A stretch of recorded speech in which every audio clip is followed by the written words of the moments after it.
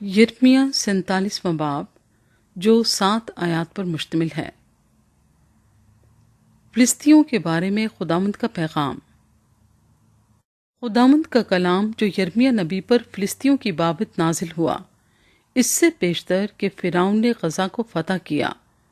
خداوند یوں فرماتا ہے کہ دیکھ شمال سے پانی چڑھیں گے اور سیلاب کی طرح ہوں گے، اور ملک پر اور سب پر جو اس میں ہے، شہر پر اور اس کے باشندوں پر بہہ نکلیں گے۔ اس وقت لوگ چلائیں گے اور ملک کے سب باشندے نالہ کریں گے، اس کے طاقتور گھوڑوں کے سموں کی ٹاپ کی آواز سے، اس کے رتھوں کے ریلے اور اس کے پہیوں کی گڑگڑاہٹ سے۔ باپ کمزوری کے باعث اپنے بچوں کی طرف لوٹ کر نہ دیکھیں گے۔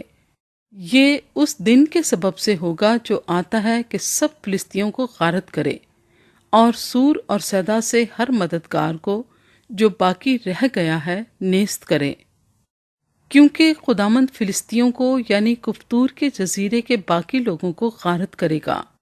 غزہ پر چندلا پن آیا ہے، اسکلون اپنی وادی کے بقیہ سمیت نیست کیا گیا۔ تو کب تک اپنے آپ کو کاٹتا جائے گا؟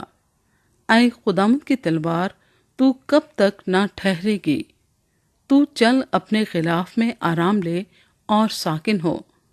وہ کیسے ٹھہر سکتی ہے جبکہ خداوند نے اسکلون اور سمندر کے ساحل کے خلاف اسے حکم دیا ہے، اس نے اسے وہاں مقرر کیا ہے۔